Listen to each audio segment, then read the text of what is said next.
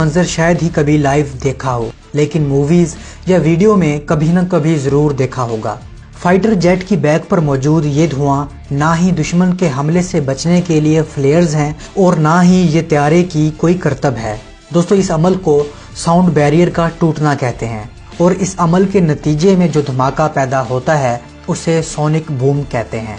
और ऐसा अमल सिर्फ वही एयरक्राफ्ट कर सकते हैं जिनकी स्पीड आवाज़ की रफ्तार से ज़्यादा होती है। जैसा कि आपको पता है कि आवाज़ तकरीबन 767 मील या 1235 किलोमीटर फी घंटा की रफ्तार से सफ़र करती है और अगर कोई भी चीज़ आवाज़ की रफ्तार से ज़्यादा की स्पीड से सफ़र करती है तो उसे कहते हैं कि उसने साउंड बैरियर ब्रेक किया है, यानी उसकी रफ्तार आवाज़ की रफ्तार से भी ज़्यादा है। और जब कोई भी एयरक्राफ्ट कम स्पीड से अचानक तेज़ रफ्तारी से आवाज़ की रफ्तार वाले पॉइंट यानी 1234 पर आवर की स्पीड से ज़्यादा तेज़ होता है या उस पॉइंट को क्रॉस करता है तो एक ज़ोरदार धमाका पैदा होता है और ये धमाका इतना शदीद होता है कि दरो दीवार हिल जाते हैं और ऐसा लगता है जैसे जंगी त्यारों ने आपके शहर पर हमला कर दिया हो।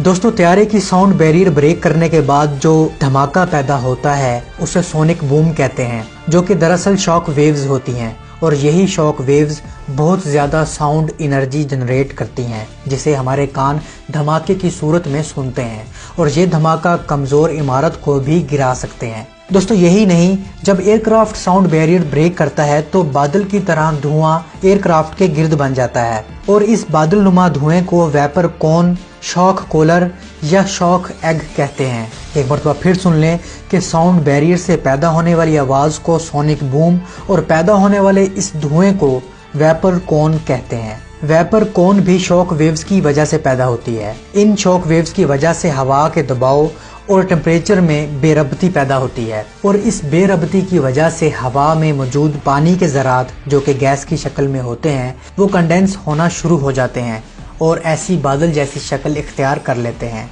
जिसे वेपर कोन कहते हैं।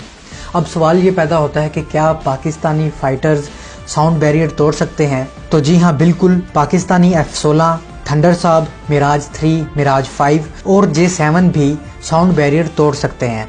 दोस्तों, हर वो चीज़ जिसकी स्पीड मैक 1 या इससे ज़्यादा है वो साउंड बैरियर तोड़ सकती है, लेकिन अमूमन फाइटर जेट्स के पायलट्स को ऐसा करने से मना किया जाता है क्योंकि ऐसा करना खतरनाक भी हो सकता है। और आपको दिलचस्प बात बताते हैं कि पाकिस्तान में पहली दफ़ा साउंड बैरियर किसी पाकिस्तानी त्यारे ने नहीं बल्कि भारतीय त्यारे ने तोड़ा था और ये काम भारतीय त्यारे सिर्फ उसी वक्त कर सकते हैं जब दुम दबाकर भागना होता है।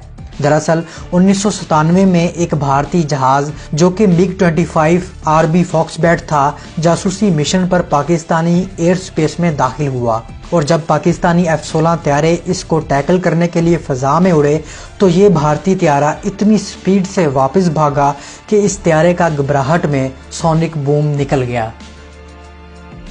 तो उम्मीद है दोस्तों इस वीडियो से आपके नॉलेज में इजाफा हुआ होगा।